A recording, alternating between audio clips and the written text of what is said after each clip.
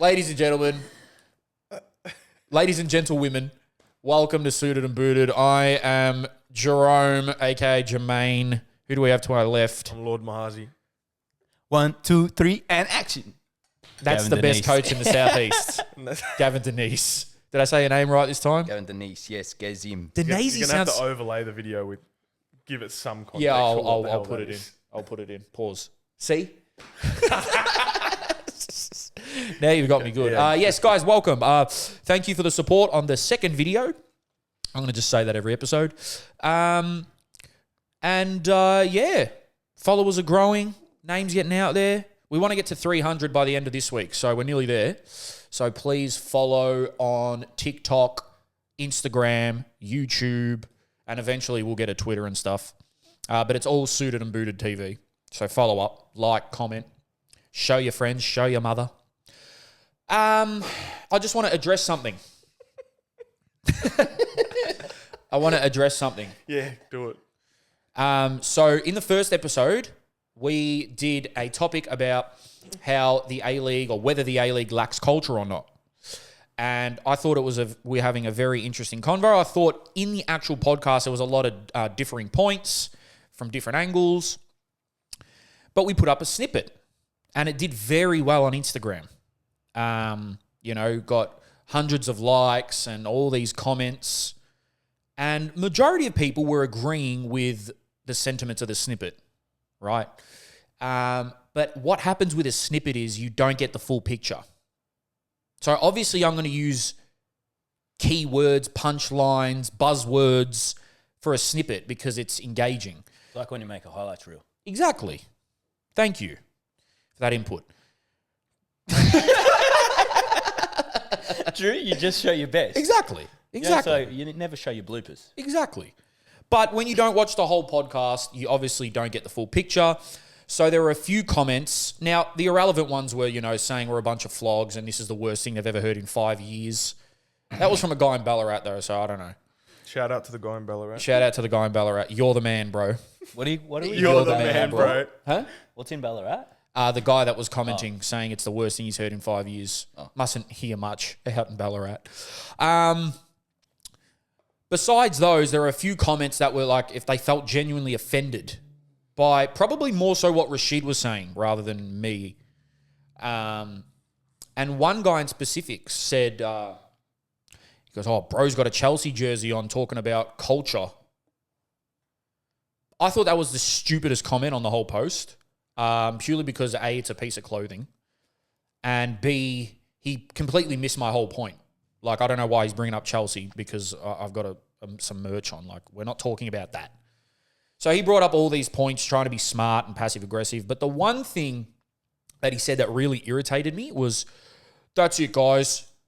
Keep shitting on the A-League. Yeah, it's going to do wonders for Australian football. Yeah, man. Thanks for your contribution. And I thought, hold on. Let me get this straight. And this is where people need to stop assuming. Me, Jerome, I do a podcast with a guy on my left that's played 100 games in the A-League and runs a coaching academy for hundreds of kids. And then the guy on my right has had a massive history in the NPL and also runs his own coaching academy for kids here. Me, myself, I'm involved in Sunday 3 p.m, which is a community football thing that we run events and stuff like that to keep people engaged in the game. I've worked with A-League clubs. Ask anyone around me. I'm always at NPL games. I used to be a Victory member. I'm at every Socceroos live screening, Matildas. Don't question my contribution or their contribution to Australian football, please. I feel like it's the most ridiculous kind of comment I've ever heard, in the sense of, why would criticising something not be helpful? That's what I'm saying. We're having a conversation. Like, we're having a conversation about football. Now, granted, in that clip, there were parts where it looked like we might have been talking down on it. But I don't know if people have comprehension issues or something. I said it's young. It's 20 years old. In 50 years, it might change. And I did go on to say about how there were great times at the A-League. And you were definitely, you were backing them up. That's what I'm saying. So it's like, don't say bro in the Chelsea. You don't know me or where I've been or whatever. So that's just a tip for everyone on social media. Just be careful. To be fair, yes, from behind the scenes, one of the biggest A-League Australian football fans that I know, to be fair. Yeah. True? Knows more than I know. Yeah. And I've played since I was 4 years old in this And I country. think also, like you just said about you, myself, and Rashid supporting football. Yeah. You know, we're all around football, and we want the best for Australia. But Thank also you. stuff you, whoever you are, man. Well, you know what? It's going to sound like I'm butthurt and triggered because I brought it up on the pod, and, you know, these internet guys will be like, oh, bro's hurt. Number one, I'm not your bro. Number two, I really had to bring that up because you can say whatever you want about our thoughts on the A-League or whatever, but when it comes to contribution to football, I think I'm doing my part, and I think they're doing their part. And although the A-League plays a massive part in Australia, it's not everything. There's grassroots, NPL, State League, Matildas, Socceroos, the list goes on. So I just wanted to get that off my chest because that really, I was like, you got some nerve. Well, it's just, you need to be able to talk about something to be able to make it better, right? Thank need you to be very able to much. talk about, like, shortcomings, feedback, like, it's an important part of improving something, right? Thank you. Now, I'm going to stop ranting. Just give me one more minute. That leads me to my next point. Strong one, huh? Hot as. Yeah, just put a bit of Put a bit of cigarettes in cold that. water. He put a bit of cigarettes in that, he said. Although I backed up the A-League for most of the first podcast, which people seem to miss because they didn't watch the whole ep, which is fair enough. They don't have to watch the whole thing. But that's just the truth. I was speaking with a few people and, you know, stuff was brought to my attention, which I was aware of, but they sort of highlighted it. Whilst we said all of that about the A-League lacking culture, there are 4 main enemies of progress to football in this country. The A-League deals with a lot of enemies of progress, and they are the police. Half the reason I stopped going as much is because the police ruin the atmosphere. Especially what happened on the weekend with the Wanderers and the Brisbane Roar game, where police were choking people and old guys were coming out with cuts on their face, and I think the Western Sydney fans just wanted to get back to where they were seated because they had a banner that they were putting up, so they wanted to get back in. They were getting choked, arrested. 20 people got arrested. Stuff was happening at the Raw game as well. And it's like, no wonder it's hard to build a fan culture when you got police doing that. You know, manhandling children and older elderly people. It's like, what are you doing, mate? Number one. So enemy of progress, number one for football in Australia, police. Number 2, the government. Don't know too much about this, but what I do know is they don't fund football properly 100%. compared to other sports. It's just not funded properly. Number 3, the AFL. The AFL is the premier sport in this country, and it probably will be that way for a long time. Probably forever. They have the most fans. They got the most money. Someone said it perfectly. The AFL is a mafia. They control it. They have monopoly over everything. We all know about the trying to get the bids for the World Cup and the arguments with Frank Lowy and them not giving A-League teams venues and saying when they can play and where they can play. And they don't want the A-League to succeed. Well, I feel like, hold on, I don't feel, you said we all know about that. I feel like people don't know about that. True? Well, I guess if you're a football nerd, you will. But basically, there has been a lot of history between the AFL and Football Australia. The one story is when they were trying to work out the World Cup bid to try to get stadiums. And the AFL was like, well, you're not having, I think it was Eddie had at the time, like, no chance. You're not getting it. And then there was arguments over that. So, again, someone told me the AFL has a detective agency where they have detectives strictly working for the AFL that overlook players, probably other codes. Yeah, right. It's like a mafia. It's crazy. So you're up against them who have $1 billion TV deals. Someone said they have $1 billion TV deals and no AFL player is earning over $1 million a year. Yeah, right. They've got all the money. They've got all the fans. 100,000 members for Collingwood. That's just Collingwood. So the A-League is up against the AFL who does not want it to succeed. Then you've got the governing bodies, Danny Townsend, APL, wanting to have the finals in Sydney, constantly shooting themselves in the foot. So I just wanted to say, my rant's over. the A-League is up against a lot. Football in general is up against a lot in Australia, and it doesn't help when trying to build a culture. Thank you for listening to me rant, boys. Good Grant. Well done. Anyway, how funny is this? I was on the phone with him for 2 hours this morning. Well, that's While I was pumping iron. that can't be. Thank good. you, you said iron. He goes, brother. He goes, who's this magician that everyone's talking about? I go, magician? He goes, bro, it's over everyone's Instagram stories. They all want tickets to see this magician. Who are you guessing, Rash? He goes, Theo Von. Is it? no. He goes, everyone just, waiting in line. I'm 35,000th in line. I want tickets to see this magician. He's at Revs. 8:40 a.m. A magician at Revs. on Monday. He's talking about Fred again. Why does he think it's? What's the connection to a magician? What's the? That's I what didn't. I meant to say musician. Oh. I thought you would thought everyone was in an uproar because they wanted to really see this magician. Oh my gosh. I don't know if you've just seen, but my social media, nor yours probably as well, has been filled Yeah, filled. with people either wanting to get Nah, mine tickets not.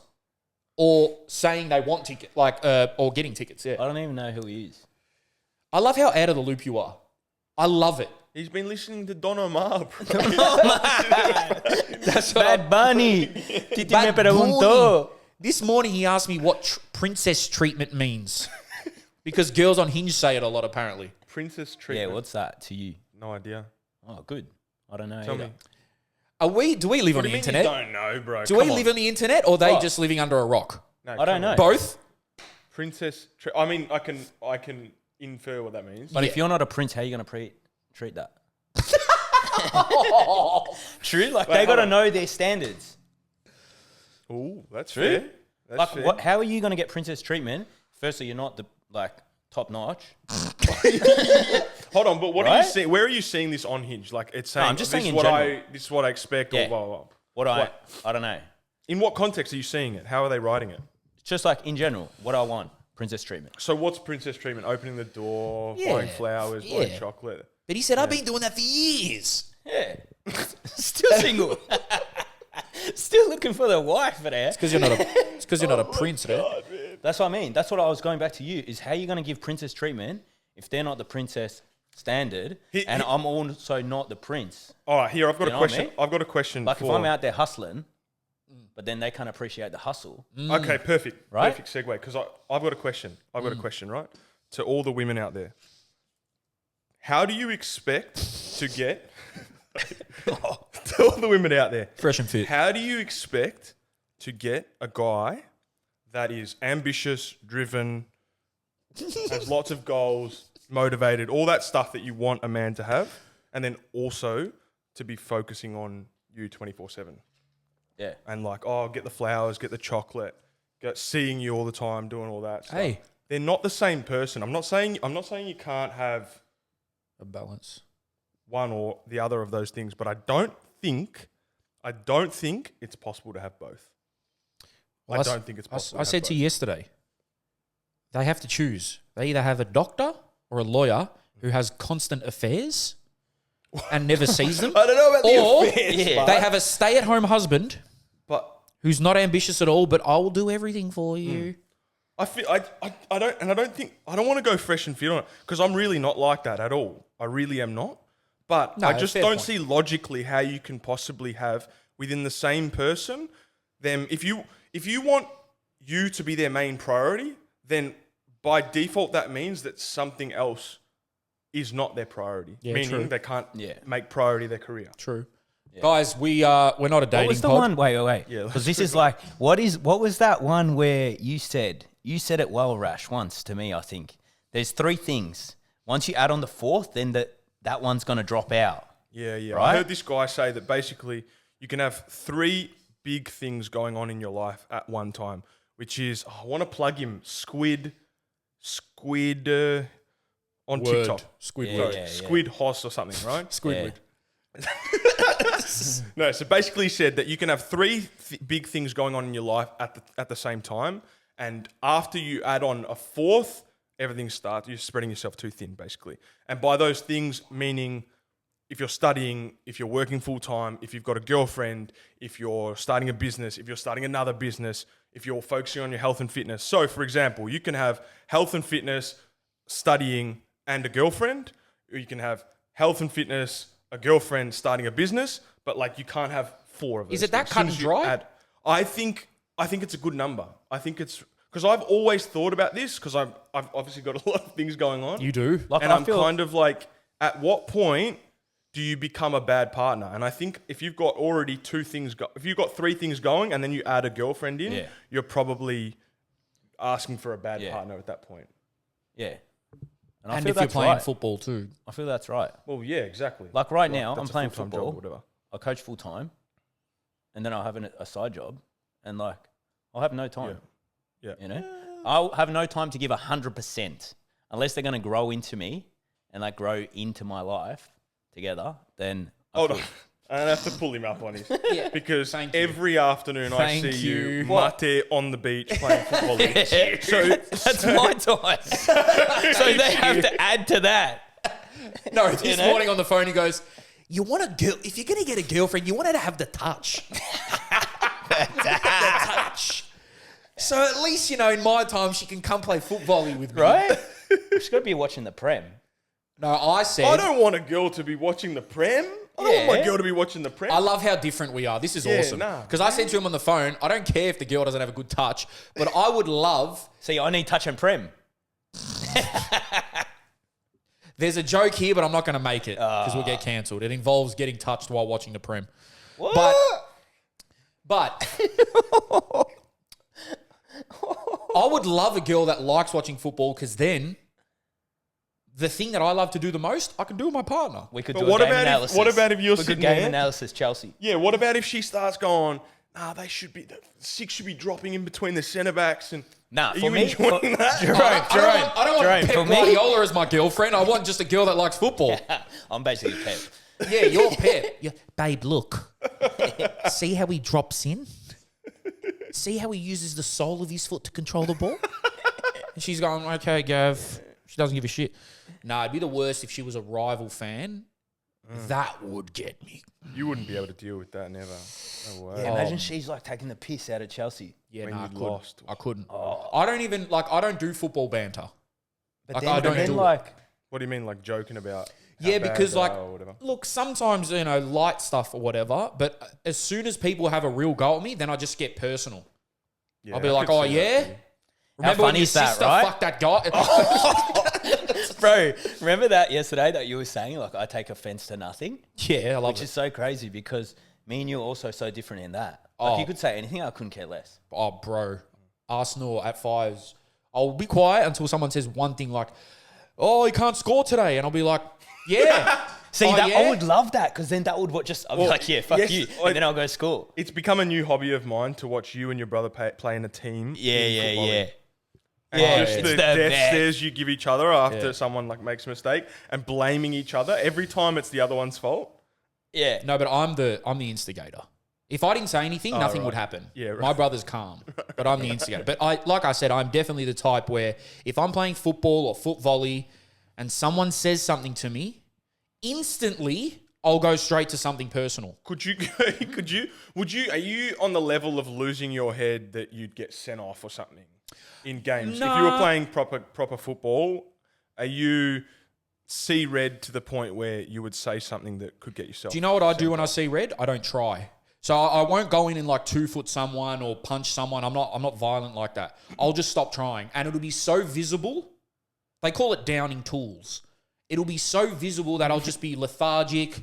Like I'll just play the simplest pass. Like won't chase after a ball. Whatever. Like once my head's So gone, you're it's the gone. shittest team, mate. Oh, I'm the horrible. worst. When we're winning, I'm the best. I'm like, boys, yes, great pass, great ball, yes, love it. You should see me at 5s. Love that. When we don't play good, I'll be like, I can't believe I have to play with these. Literally fucking useless cunts. yesterday, what was I saying?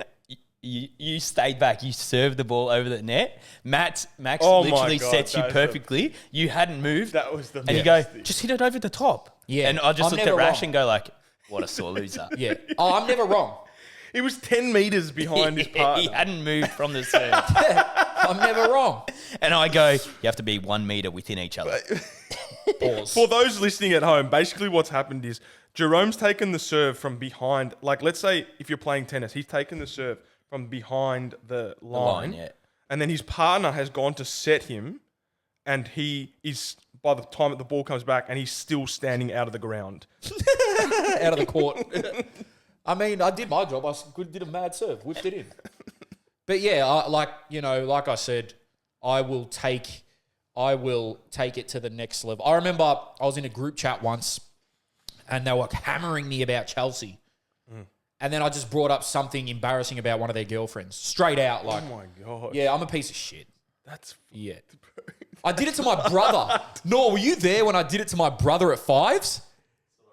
But you know what? You know what? If they bring the heat to you, they have to be able to take it. And I believe that. Thank you. If you come hard at someone, you got to be able to take it as well. Okay, and that is where I think that is where I think I'm better than most. Whereas at fives, people can say whatever they want to me. Call me fat, receding, broke, this, that. Don't care. That's all personal. What did someone call you in the... They said, oh, he's talking about fat Greek lesbians, but he is one. He looks like one. And fair enough, I probably could be a fat Greek I lesbian. cannot believe people... You know how I said last week about fans can say whatever they want? I stick by that. Yeah. Big time. But I just cannot believe the things that people say. Yeah, what And goes for into your head to why even would you write that? say these Yeah. things? We're building communities. We're building, I can't think of a bigger word, but yeah. Empires. That's it. Yeah. Communities. Let's clip that. Communities is a big word for him, apparently. Now, how do you spell it? This morning he asked me what AI was. What? And I said, bro, What? I said, I almost respect that he's just lives in his own world. Like, I love it. I actually I don't love it. even need that knowledge in my head, man. Like, what I don't use, why would I need to, like, keep it? Why are you stored? not using it? Why do I need it stored in my head? But why are you not using it? You are using it, first of all. Yeah, he is. He just doesn't realise. I still don't know what it is. I'm probably doing something else when you explain. Artificial intelligence. Oh, exactly. Don't need that. ChatGPT is AI. Do you use it? ChatGPT, every now and then. So he's been using it. Yeah. He's been using it. But yeah, so to sum that up, I need a girl that watches Prem, but doesn't bash me when Chelsea lose. All right, top 3 things. What does she need to have? Oh, we're not doing this. Later. Another day. Another day. Another day. All right, get back on track. Come on. Another day. We slipped That up. that was a funny topic. We did like 4 in 1. I like that. It's got to be Prem, the touch, and Mate. That's yours. That's his 3. That's it. Simple as. Football, The touch. football, like the beach and drink mate. Those 3 things. To clarify, he actually means the touch with foot volley. Like, Yeah. That's actually what he means. Like beach vibes, just to sum it up, the touch. It's got to be like beach vibes, like be able to control the ball. Yeah. Yeah. So the hottest girl could come to you, and if she doesn't have a good foot volley touch, you're like, she's Nah. dead. And then mate, like must drink mate. Otherwise, I can't. That's like 90% of my life. Okay, maybe you should move to Brazil. Yeah, I don't know if you... What about the tereré? I don't know if you're going to find anyone here in Melbourne. Yeah. No, seriously. Seriously. How are you going to... Honestly, how are you We're going to looking for visas when we go, man. Okay. Book the tickets, we're going to find and then ship them over. That sounds like human trafficking.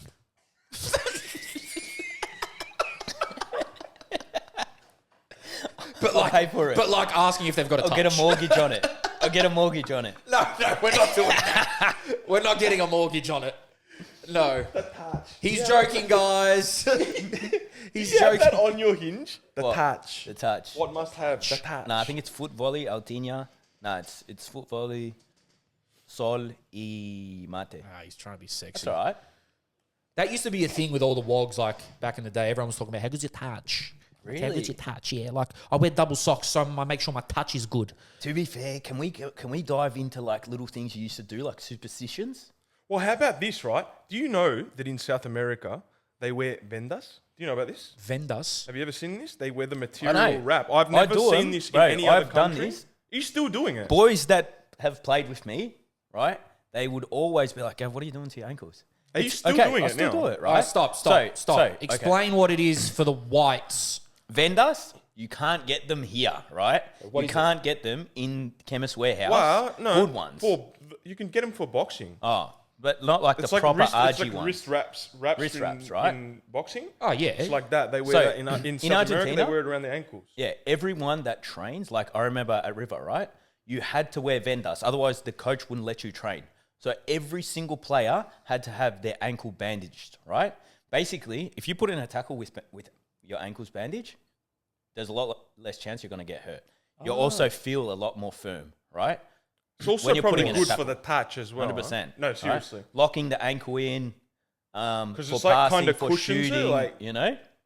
So Anyway, so every time now I go to training, I wash mine and like you reuse them, and all the boys are like, "Go, what the fuck are you doing, they're man?" yellow. They're meant to be white. You know, like why are you strapping your ankles like that? And realistically, I'm gonna ask you, Rash, because you're a footballer, right? Or were per ex. When a fucking physio straps your ankle, firstly, they'll never do it the same, right? It's crap to take off, yeah, and you have sticky ankles afterwards.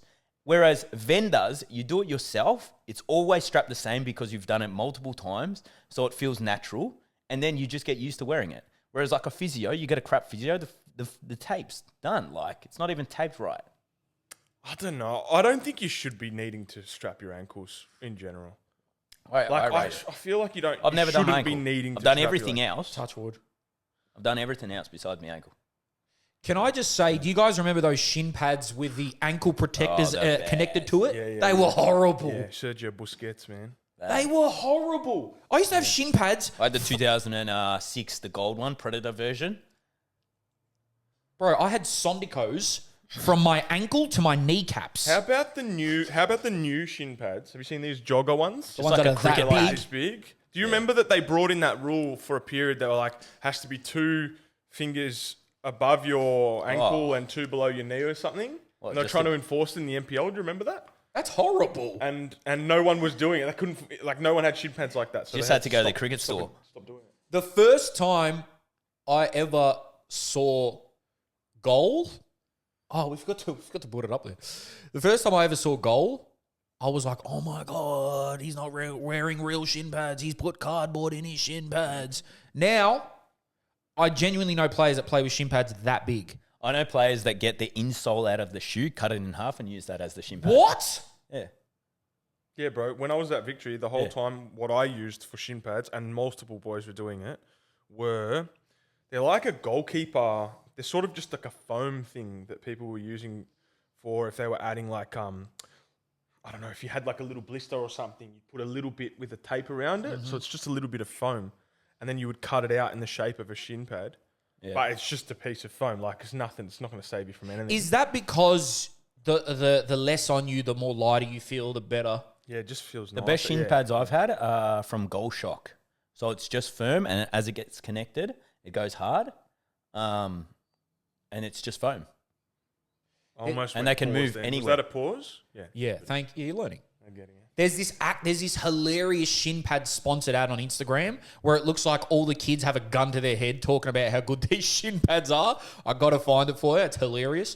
Hold on, actually, on little gadgets, what do we think of those city Playmaker, I think it's called, Playmaker yeah? things? Where they strap them to your boots. Yeah. Do we think marketing scheme? Yeah. Do we think Adidas tried to do absolute this garbage? ages ago too, remember? Or- With like the little chip. Yeah. With how quick you could kick a ball. Yeah. How fast the ball went. Do you Yeah. remember the boots that I think it was F50s and they had like comfort, speed, and striking or something? And I used to change the insoles to get today. I'm going to try strike better. So I changed the insoles. So, look, I want to speak on this quickly, and we're going all over the place, but who cares? Back in the day, and you brought this up on your Instagram, you said, do kids care about boots anymore? Because back in the day, boots were a massive deal, especially to me, right? And I was very strict on what I wore and what I thought other players should wear. So if you're a centre back, you cannot wear mercurials. You cannot wear fly knit, nothing. If you're a centre back, you wear Tiempos or like Copas or Umbros or something like that. If you're a winger, you wear mercurials or F50s. If you're a striker, you wear T90s or maybe mercurials.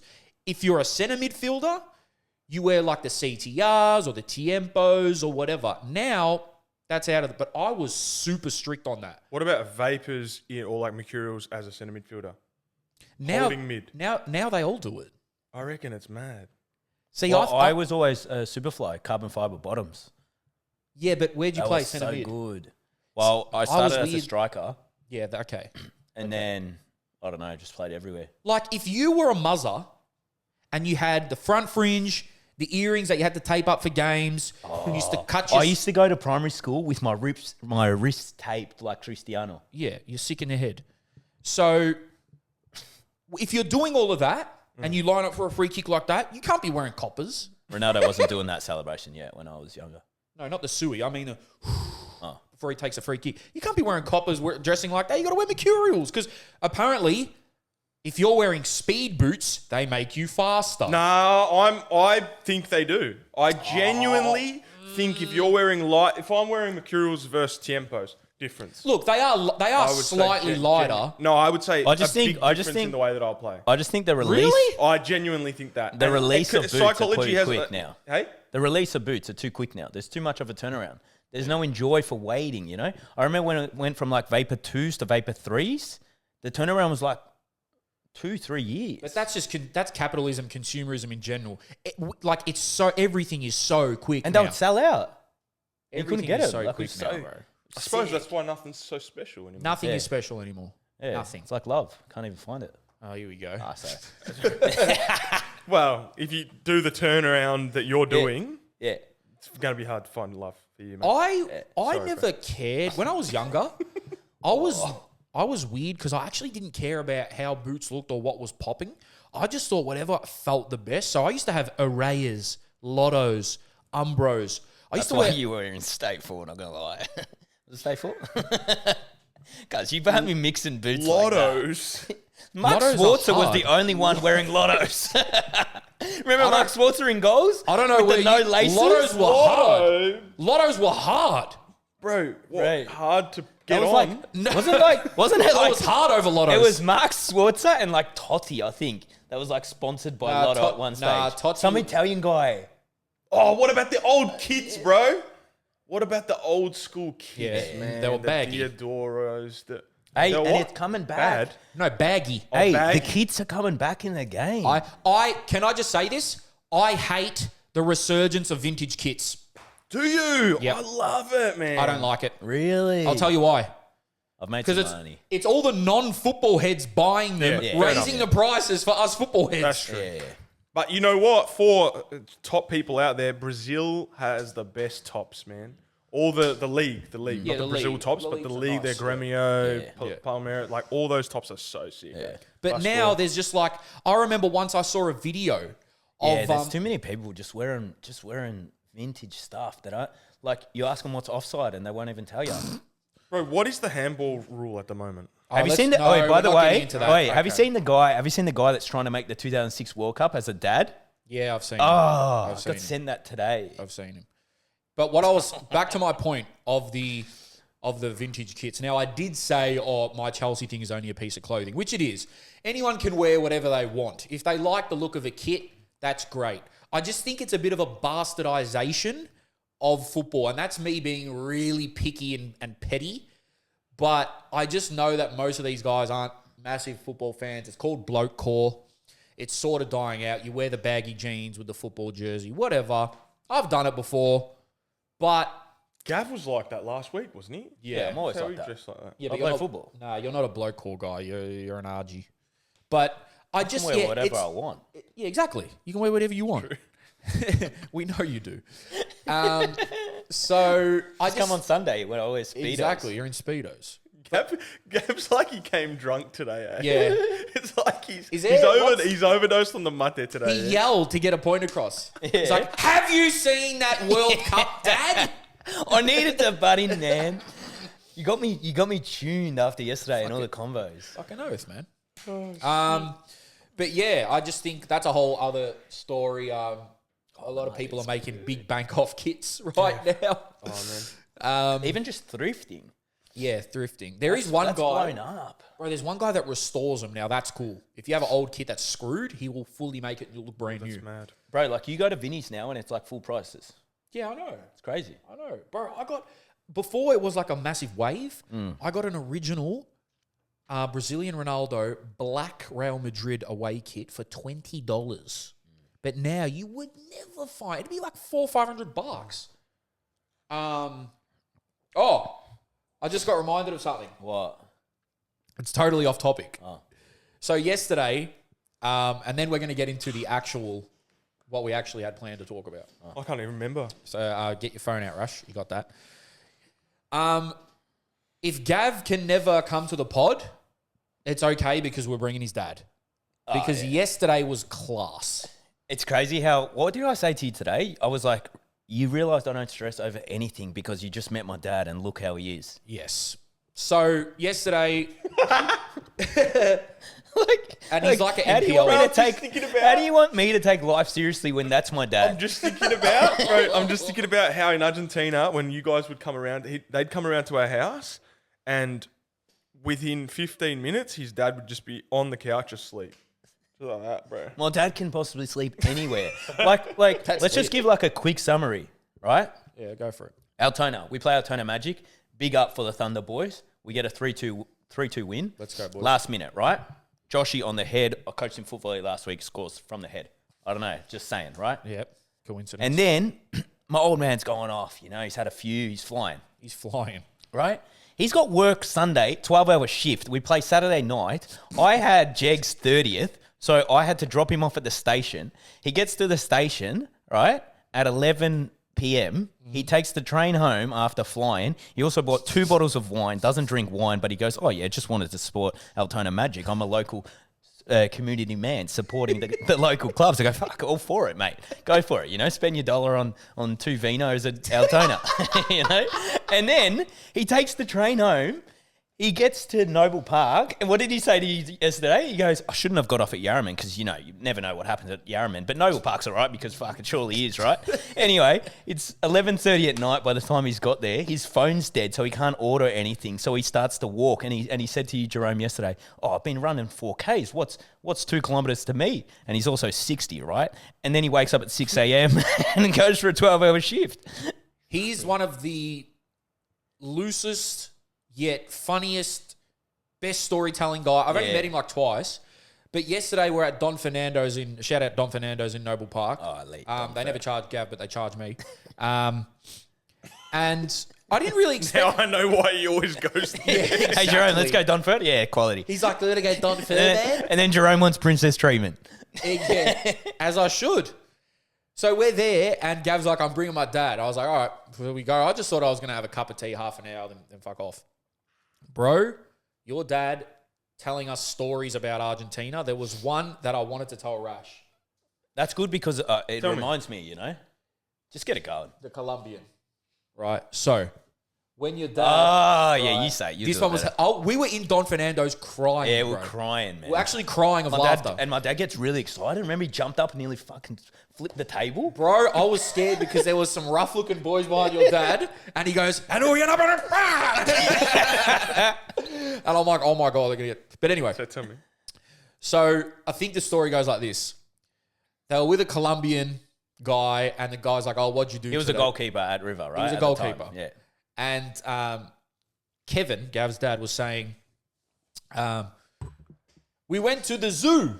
Yeah. We went to the zoo today. And the guy's like, no entiendo. Like, I don't understand. And the guy's like, Kevin's like, we went to the zoo. You know, zoo. Animales. Zoo. And then the guy's like, and it, like for 5 minutes, they were just trying to lost in translation. And then the guy goes, zoologico. Yeah. Zoologio. Yeah, zoológico. Zoológico. And then Kevin goes, yes, yes. And he goes, how do you say that in Spanish? And the guy goes, zoo. I was there, and that's how it was. Literally, like my dad's crawling around, pretending to be a gorilla, be a panda. Zoo. Yeah. Yesterday we went to the zoo. Your dad was crawling And around then the guy's pretending like- to be a panda. Yeah, serious, man. And then, how do you say it? That's the best, man. What was the other one? Oh, man. Kevin the Wild in Argentina, bro. But to be fair, La Poncha? no, La Concha. La Concha? So I was playing against Boca, right? And we went to Carrefour, which is like Coles in Argentina. And my dad's like, oh, today my son, mi hijo va a jugar en la Concha de Boca. And and the lady's like looking at him strange. And he was like, sí, la Concha de Boca. And obviously not that fluent, you know, it's probably like a bit more clean. And then she was like, what do you mean La Concha? And my dad was like, no, La Cancha. And she was like, oh, yeah, La Cancha de Boca. Now explain that in English. So basically, my dad was saying the pussy of Boca, which is... The pussy of mouth. Yeah, the pussy of mouth. I'm going to see the pussy of mouth. My son play at the pussy of the mouth. And the girl's like, dude, what are you talking about? And then he goes, La Cancha, which means the game. Because boca in Spanish is mouth. And concha is pussy, vagina. He was a munch. And I was probably like 15 at the time. Imagine me going to play in the pussy of the mouth. Oh, my God. You probably were. Yeah, 15, Let's be Jesus. real. Over there, the boys over there start young, don't they? They do, man. They do.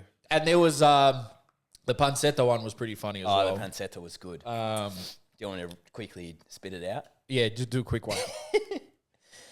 So basically, my old man used to do all the shopping, you know? In While Argentina. he was living there. And they used to, in Argentina, there's heaps of kiosks, right? Kioscos. So every few streets, I really like it because here we don't have that type of vibe. Yeah. Where you can just what do you reckon, Rash? Every 100 meters, 200 meters? Every corner, where no matter where in Argentina, you've got little kiosks. So you want to get some empanadas, you want to get some chewies, you want to get, I don't know. Yeah, whatever. Whatever you want, really. Anything that comes to mind, they're going to sell it, right? And it's sick because you can just grab whatever you want off the street. They're right? open till what, 12 Yeah. every night? All the time. So my dad walks in there and he's going to get some bacon. So he goes, ¿tenés panceta? And the girl goes, no tengo. And he goes, panceta. To act as like the pig, Oink, right? oink. To be like, panceta, this is what it is, you know? And she goes, no tengo. And my dad Well, thought he she doesn't was... understand no tengo. And my dad thought she was saying no entiendo. So he was going panceta, you know, Right, for like right. 5 minutes, back and forth. And she's going, no entiendo. No tengo. No means I don't tengo. have. Yeah, I don't have bacon. And my dad's thinking, she's saying, I don't understand. And then he was like, no entiendo.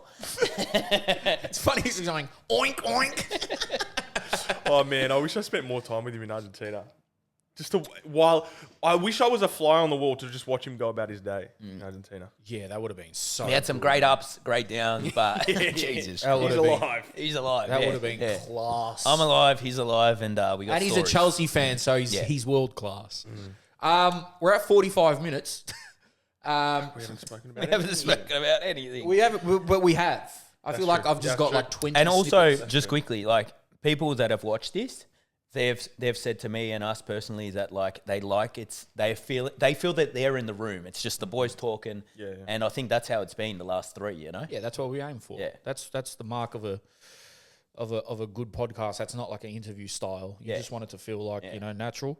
But Rash, what did we have Okay, yeah. noted down? Well, we had some questions from people, didn't we, that we wanted to answer?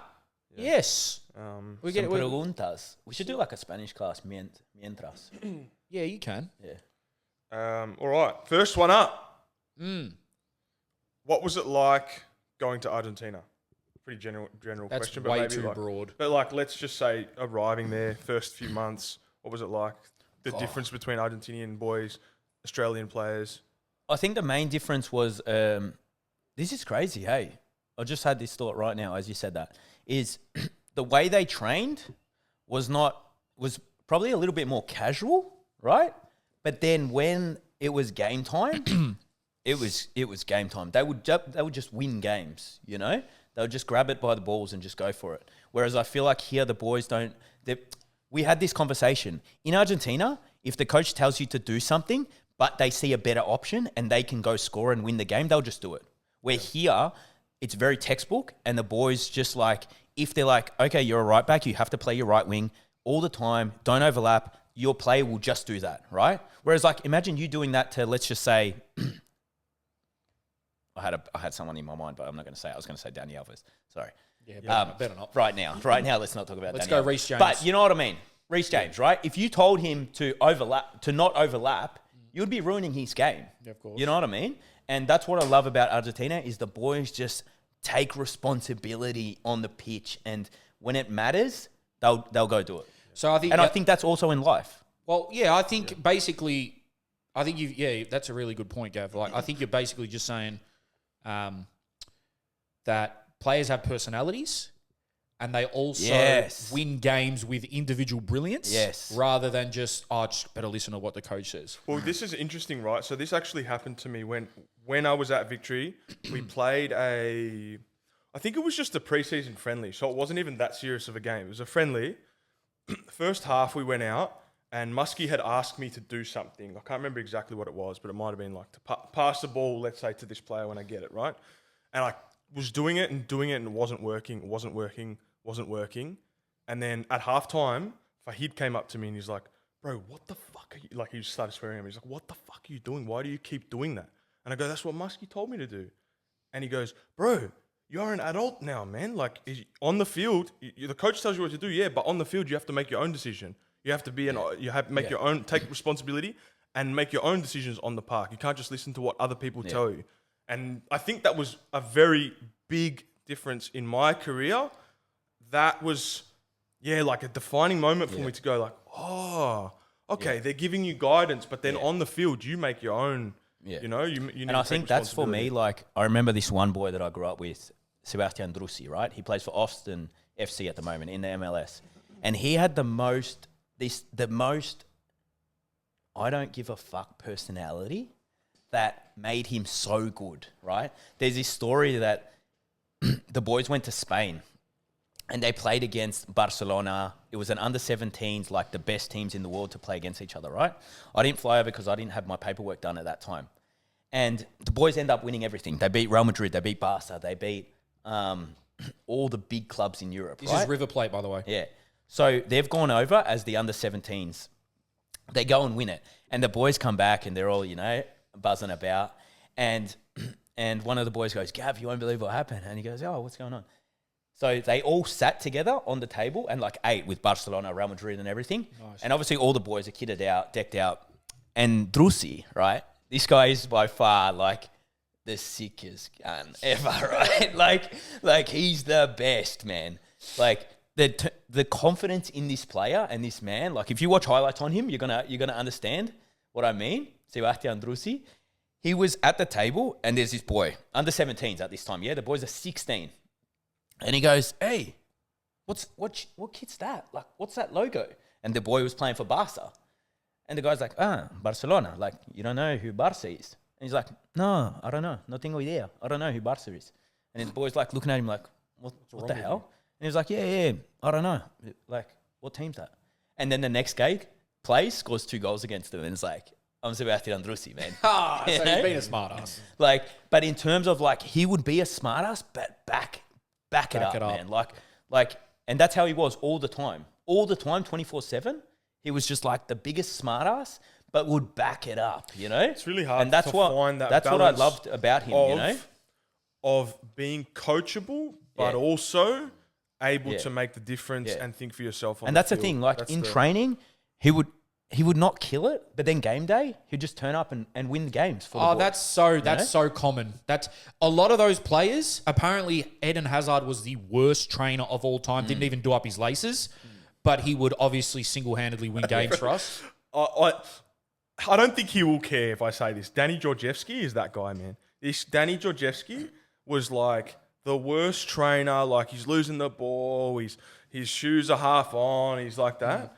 One day I remember we were in Central Coast. We were playing a game the next day. And he was on the balcony sunbaking. And it's like the afternoon of the game. We're walking with the strength conditioning coach and Fahid and stuff. And the strength conditioning goes, fucking Danny, look at what he's doing. It's like fatiguing himself before the game. Goes out and he's the best player on the park. Because he just like... Some players... But that's a unique player. Not everyone is like that. And again, we've got to, we've got to sort of make it clear that we're not saying that a centre back should just go up for every attack. It's not that. Yeah. But there are specific players that if you just let them be themselves on the park, they will produce magic. But it's not everyone. Like, not everyone can just be laid back and not train hard and all that. You've got to be a special talent. This goes back to coaches knowing their players. If the coach knows their player, they're going to get the best out of you. And the best coaches in the world are so good at doing this. But also, the player needs to know who the player is. Yeah. And that's one of the biggest issues I think that we have is like our talented players don't really realise how talented they are. And the ones that aren't that talented think they're more talented than what they are. So you've got the players that are subpar trying to do ridiculous stuff and step overs and be Cristiano Ronaldo when they probably should just play simple. Yeah. And then you've got the players that probably have that brilliance that Are shy or a little bit whatever. shy, you know? Yeah. That's like me. Which one are you? I can see your potential. Like, I'm one of those where I was so good. Yeah. I was so good as a youngster. Like, incredible. Probably better than both of yous. Yeah. And I just was... I can see the touch. Under 13 And I don't, He's got the Sebastian Drussi in him now. I'm not saying it's not true, but just Shut the up, Rash. smoothness that rolled off his tongue. See how easy I can lie? I was fucking dog shit. That was the Hazard effect. But you do have the touches, bro. I don't Anyway, have a bad touch, Finish yeah, your but story. yeah, no, that wasn't a story. It was a complete lie. Oh, right. Like, I probably thought I was way better than I was, but then, you know, one day the coach is like, "Oh, we got a preseason game, mind you. This is where we're playing under 13 D," and he goes, "Boys, I'm going to take you to the Super League. Remember Super League? Oh, that was the best, man. Not around anymore, huh? best, If you bro. played Super League, you were the sickest cunt as a youngster in Melbourne." And he goes, "Boys, we're starting in D. I promise you, we're going to the Super League." And we're all like, "No, we're fucking not going anywhere near the Super League." And he goes, "Boys, we're going to test you. It's about testing yourself against the best. So today, we're playing a practice game against Dandy City." And I was like, "Wonderful." We lost 15-0. I go, that does a world of good for me and my confidence. We're dog shit, mate. I think this. Oh, by the way, going back to Australia, Argentina, real quick, right? I remember playing back here in exactly that, right? We were Super League team, playing in Super League or playing whatever it was back then. And we would win games 12, 13, 14. And I'm still getting parents now coming to me and going, "Oh, Gav, we won 15-0 on the weekend." And this is the difference between Argentina and Australia is the competition is so high that you're not 5-0 at max. You're going to get games, that's you great, know? man. And that's how you make players. You can't just replicate it, right? But I remember being 12, 13, 14 years old, seeing players that were on the same level, some even better in Australia when I was that age, young players. But they were one or two in the team, and then the rest were way below. Yeah. Then you go to Argentina, and they probably would be on the top level as the other players. Yeah. But the thing is, there's 8, 9 of those good players in that team. Yeah. So it's like then, okay, if I'm a good attacker and I'm versing a good defender now, I have to be better as an attacker. Yeah. You got to be better as a defender. And Yeah. you just, you know. And I think that goes Improve back to even when I went to Argentina is there was probably already at under 13s, there was already 6 to 7 selected boys that they go, these boys are going to make first team. Mm-hmm. And the rest like complemented that to build around that. Our whole squad for the 6 years I was there, we may have made 4 additions out of the whole of Argentina. Like there was no chop and change. Yeah. And that squad would never change. Just to, he probably won't say it, but when we went back to Argentina 2 years ago, they said, all the coaches said to us, the 96 Spawns, they were like the best group ever.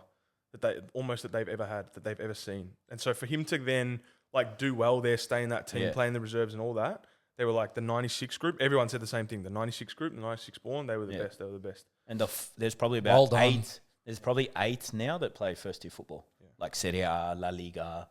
You had a World Cup winner in your Mate, team, didn't you? World Cup winners, everything. It was And Montiel, I think, wasn't it? by the Montiel? way, right, going back to like why I don't stress about anything is that you have to understand, I've lived both lives, right? I've lived the life of like you just said, I've played with Gonzalo Montiel, who just won the World Cup. how can I worry about anything else? Like everything I wanted to do in football, I've done it. You know what I mean? There's still one thing that's in the works. Sri Lanka, yeah, international cap. It's tough, But you know what I we're mean? trying. Like when we talk about football, I just enjoy it now. You know, I'm stress free because of that, and everything else that is like evolving in my life, I'm just enjoying the ride. Should probably amazing clarify that he's not saying I played with a World Cup winner, so I don't give a fuck about you shit cunts. It's more just I think he's experienced different things to what Australian youth footballers would And have. like going back to Montiel, right? You look at him. He now plays for Nottingham Forest in the Prem. Yeah, he's got 3 stars on his neck. He's from the slums in Argentina. You know, I have so much respect for these players, or like the boys I grew up with, because of where they came from. And this is where it's hard for me coming back here since 2020, because people don't realize how good Australia is in all terms, right? In terms of living, in terms of security, in terms of football, in everything we have. Like, what was my dad saying yesterday? When people come from like and trial at River and there's actually grass on the ground, or they're training on like a synthetic pitch, they're like, oh, you know, in Cordoba, there's not even grass. Like I'm used to playing on dirt. Yeah. And then, you know, my boys at the academy, we're training on like first grade A cricket, you know, and the complaining. Yes, and the kids and the parents don't realize how lucky we are. That's why for me, I just roll with it because I've had both sides. You know, I'm going to a little story of me for the question arriving in Argentina. This kid from the Barrios, which is like from the hood, right? We get to Independiente. We've been there for like 3 weeks, and obviously join our new group, the under-17s, and he was a starter. He'd been there since he was like 7 years old or whatever, the whole way through, and he's started every year since he's been there. I come in, he's in my position, and first friendly game, we go in, and I start ahead of him. So then the next week, obviously he's starting to panic. And before that, he was best mates with me, best mates. Then the next week, we go into training. Excuse me. We go in training, and he's dribbling the ball. I pull his shirt and win the ball off him. And you weren't sorry. And I wasn't sorry at all. Yeah. Play the ball, you know. Next time comes to him, I do it again. Not pull his shirt like full obvious that it's a free kick, but a little one how you're allowed to do, basically. Basically, how you're allowed to do, right? Little one, win the ball. And then he full on boots me from behind, kicks me. The coach goes, Tommy, fuck off, go into the showers, get into the showers. Send him off the field, whatever. He goes on into the shower. This guy's got, you know, he's got the piercings here, he's got the neck tats, whatever. And this guy's my teammate, right? He's my teammate. And so we finish training, and by the time we get up to where the rooms are, he's already had a shower and he's putting his kit away and everything. And we were with a boy that speaks English and Spanish. And he calls that boy over. He's talking to him, and I'm thinking like he's going to come back and say, oh, he said to say sorry to you. He comes back and he goes, hey, Tommy just wanted me to tell you that like if you pull his shirt again, he'll break your leg so you never play again. All right, Kevin Muscat. I'm like, all right, this guy's my teammate. Yeah. You know? You know what else that's what they're like, yeah. you know? And you know what else is the one thing that I loved about Argentina, but till today, it boils my blood, right? Is every time I train, no matter where it is since I've been going back home, matter it's Sheva, matter it's 11v11, rondos, whatever it is, right? Cage. When the ball goes out by a millimeter, straight away they call it here. In Argentina, the ball goes out in training, yeah? The ball goes out by a meter or whatever, it's play on. They never stop the game. And here, right, like you're coaching or like you're training, right, NPL level, the ball goes out, past the line, oh, stop. And everyone stops, right? Everyone stops and it's like, dude, play on. I think that's like if the coach doesn't call it or the ref doesn't call it, keep going. You know what I mean? That sums up Australian culture. Exactly. We're so by the book here. We follow the rules, which obviously makes for a good society. But like everything is follow the rules. Now, these are great convos. Do we talk about, and I sort of wanted to speak about this. How many more questions did you have there? A couple others, but we can speak. We'll answer them next. Okay, so plenty more to come. This is plenty more to come, and this is why I love doing this, because these stories are just, you can't get them anywhere else. I do want to speak about and try to paint this picture as best as you guys can, right? Let me just get this snippet worthy here.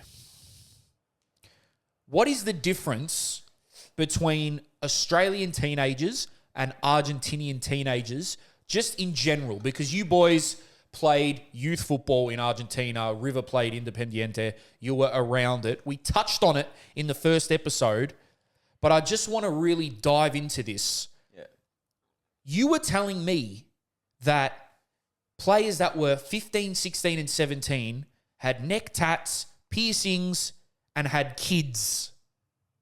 Talk to me more about what the differences were between Australian teenagers and Argentinian teenagers. I think from my experience is, firstly, when you train at River, when you train at San Lorenzo, when you train at Independiente, when you're training, you've got the stadium in the background, right? So I think it's really good because you see the boys, like the main players, coming to the pitch, and they're, you know, you've got that in the background. You're dreaming to be there one day. Yeah. You know, and that's what I think I loved. And also is like, here they don't care enough. They don't care enough because, like, if you play for River, if you're late, you're out. Like, they don't care. If you rock up one day late, you're out, right? If you sleep in, you're out. Like, that's literally happened to 2-3 boys that I played with. That happened to one of the Aussie boys that went over. Yeah. He missed.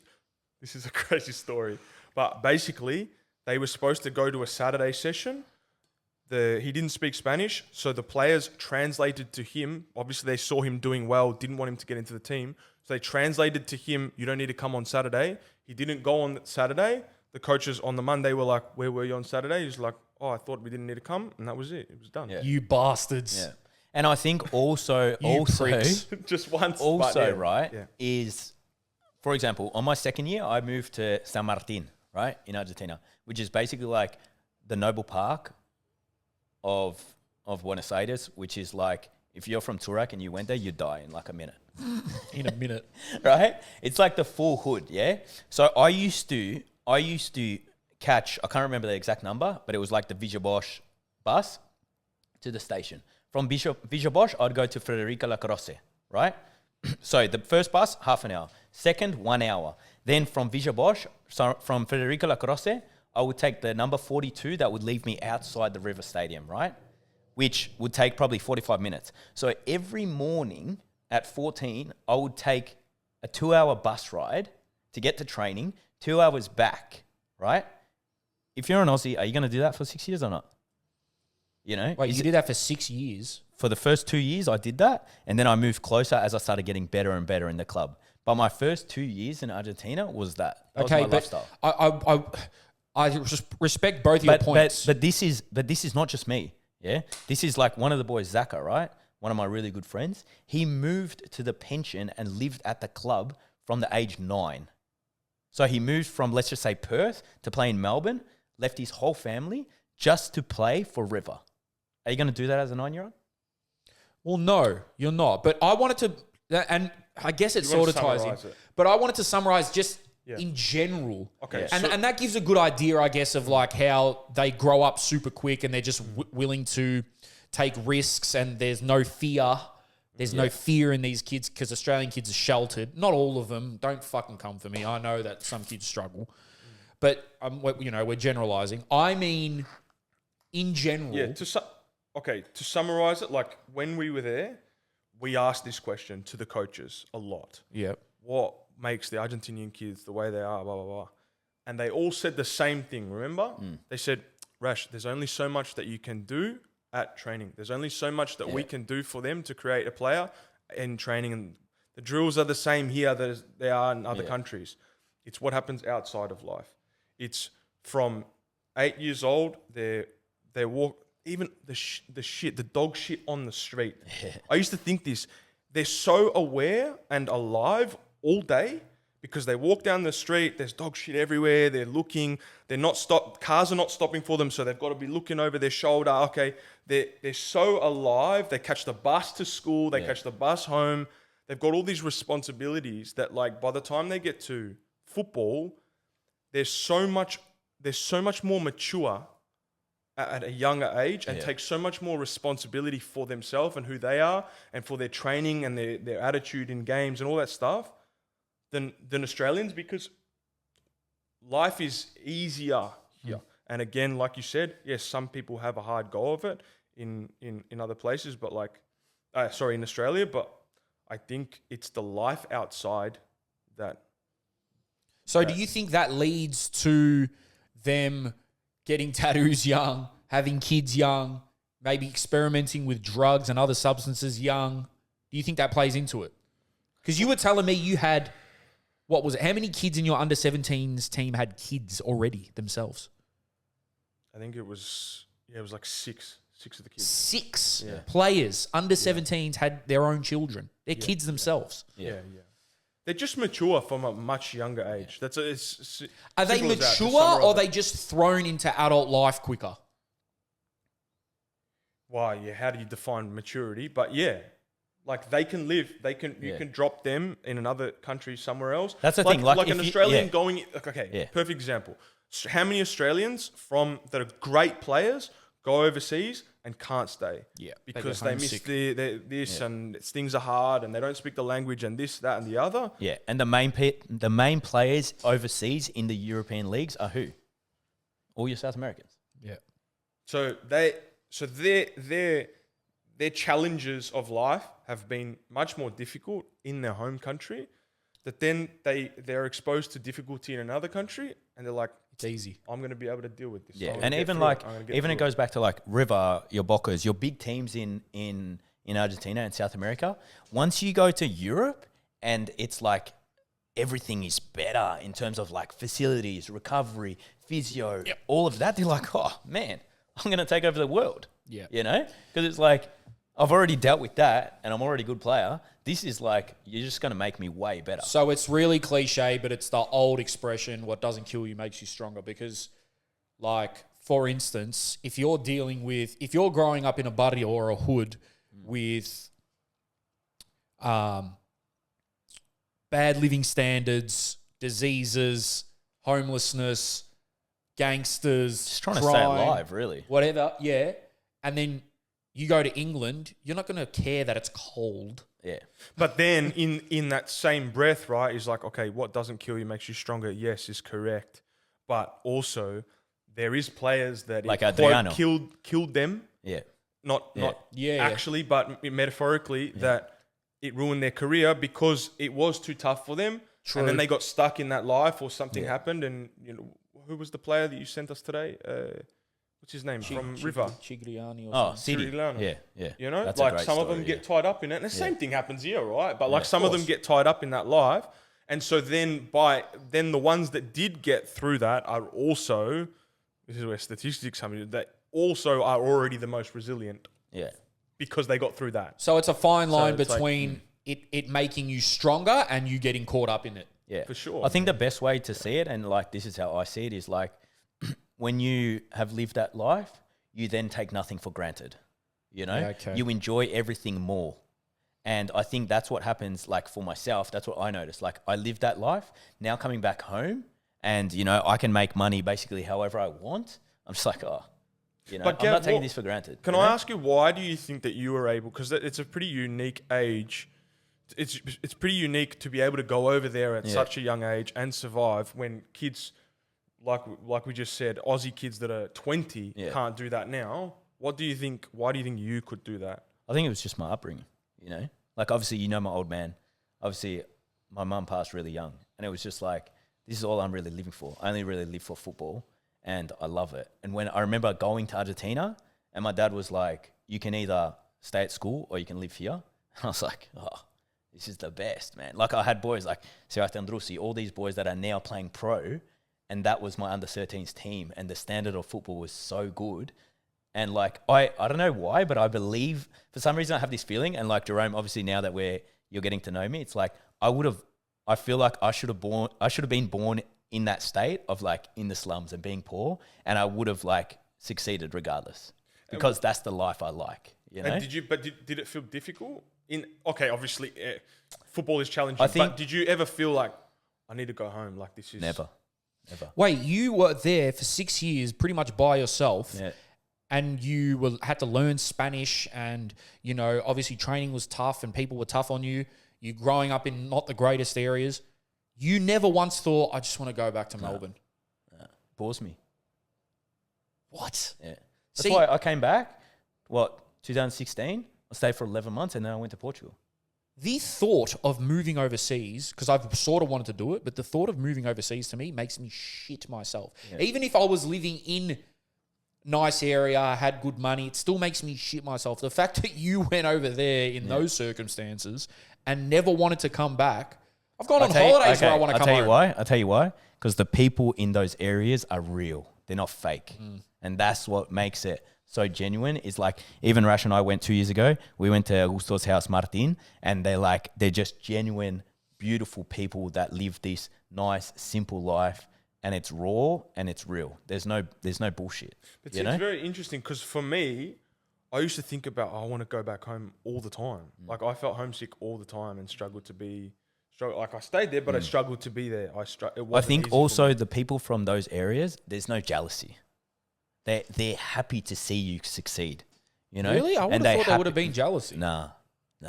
They're happy to see you thrive, you know? See, No, I think there's some people that would be jealous, bro. Of course, but like, well, there for was example, people that made the guy miss the what I training mean. session. yeah. You mean But like you the mean, parents I like and the parents and your the mates people, and yeah, stuff. 100%. People that You know? Can they've I shown genuine love Yeah. to you. Yeah. Can I just say quickly before we wrap up? That's an interesting. Oh my God, my vocabulary has been horrible today. That's an interesting difference where you said you loved it and you wanted to stay and you never thought of coming home. And Rash said, contrast is the word I'm looking for. Rash said that he always wanted to come home or was always thinking about, I'm homesick, whatever. Think of how many players that were absolute ballers that had his mindset that are now playing maybe lower NPL, state league level even, that had Rash's mindset just because they couldn't fit in. But think of how many players that maybe weren't the best, good enough still, but had the strongest mentality of, I'm here, I'm going to succeed, and they've gone on and done it. Yeah. So many footballers like that. I look at Jamie Vardy. He was playing non-league. He's won a Premier League. He might not be the best, still a great player, but his mentality of, I'm just going to keep going. But I think the point is that the actual fact is that I didn't come back though, right? Yeah, you stuck it out. So it's not me saying I'm strong or weak or anything like that, because I just am someone that was missing home way more than him, right? Which is, let's say, weaker. Let's even say that. That's fine. I don't think that's a right word, but yeah. But let's just say that, right? The fact is that you can feel however you want, Yeah. but you just got to stay. Yeah. Right? Like it's the same thing as you can be as scared. You can be the biggest coward. You could be so scared, but if you don't pick the ball up and say, I'm going to take the penalty, I'm taking the penalty. Yeah. You will never. I fully make agree anything, with you. Right? It doesn't matter what you feel. I fully agree, but Yeah. do you think that he would have been able to enjoy his football more because he wasn't For sure. worried about, I want to go home? Yeah, for sure. You know what I mean? But I think the reason I wanted to highlight this is because when I was younger, I used to think that the way you felt dictated what your potential was, right? I still I feel used that. to think because I was nervous, because I was a very nervous person always throughout my whole career till I stopped playing, right? I used to think that meant that I can't succeed in the sport. I thought, okay, it's only the people that are cold-blooded that can succeed in the sport. Yeah. Then I realized as I got more exposure to seeing, you get closer to people, top-level players and stuff through YouTube and podcasts, and you hear them talk, and GSP, the UFC fighter, talks about it all the time. He's like, I was shitting myself before every game. And these are the best in the world. Oh, and I used to think that if you felt nervous, that meant that you can't be successful. And then I realized, actually, as long as you still do Your job. what a not nervous person Yes. would do, so take the penalty, go on the field, stay in that country, as long as you still do the behaviors of the not nervous or the not homesick person, you still give yourself all the chance in the world. You hear it all the time. It's like, and I think some people, and everyone's different, but you do hear it all the time. You hear two sides to it. You hear people like ex-pros come on and say, I was just never nervous. I just enjoyed it. I think Beck said it a few times that he goes, I wasn't that shaken. I wasn't that nervous. But then you have others saying, I was shitting myself before every game. But, you know, people say it all the time. Nerves are good because you care, maybe. Like a lot of people say nerves, if you weren't nervous, then you probably don't care about it. But nerves are normal to have. If you don't, you're the odd one out. If you're not nervous before a big game or a big fight or whatever. So I think it just depends on what your personality type is. Some people don't care. They can chew gum in the warm-up. Yeah. They can have a laugh in the warm-up. Some people will be like, do not talk to me an hour before the game. Yeah, I need to get in my zone. Everyone's different. That's what makes the sport beautiful. Yeah. The different characters. And like, you know, how people are, this guy's like Haaland. I think he's a robot. I think he is so fine-tuned. I don't think he's ever worried. He doesn't look like it, yeah. He doesn't look like it. Yeah, yeah. But then there are players where I think, fuck, you might be shitting it a bit, but then they'll step up, you know. Yeah. So, fuck. Wrap it up, Joe. Great pod. Unbelievable. Damn it, so much editing. And there's just so many good snippets from that. We had so many topics to talk about, and we just went completely off track. We got one of them off, didn't we? Which was Argentina. We wanted to talk about Pogba. That was the other thing. Oh, yeah. Drug scandal. Yeah, so Pogba with the 4 years doping, I believe it was. Well, this is a question to leave you guys with. Did Messi dope? Of course he did. He drinks mate. Performance-enhancing drugs as a child. So... Messi or Pogba? What's the difference? Who are we with? Well, is Messi human? That's the real question you've got to ask yourself. We got to do an ep on football conspiracies. I would love that. There's so many. You would have heaps. I don't know many. I'm just going to have to tell you guys all of them. Yeah, you just tell me them. Yeah. Bro. Players lying about their ages. There's like... People still don't think I'm my age anyway. Yeah, there's no way. I thought you were older than me. And you're like, I'm 19, guys. I'm like, fuck off. You're not 19. You have a beard and you're bald. But... actually, just on that, we need a video person. Guys. Come on. So if you are listening out there, we would love for someone who loves football, loves a laugh, is interested in what we're talking about. Coming to Rio in September. We would love someone to help us out or to do snippets, upload the pod, and stuff like that. Obviously, we don't need you to have equipment and all that because the beautiful TDE Studios provides that for us if you guys want to book it. But we just need you to, you know, maybe help on the day, be a bit behind the scenes. Like I said, do vlogs, snippets, upload the ep and all that. We can't pay at the moment, but we definitely will be at some stage. But what an experience, man. Honestly, I sound like a journey with us. I sound like a car salesman. No, but for real.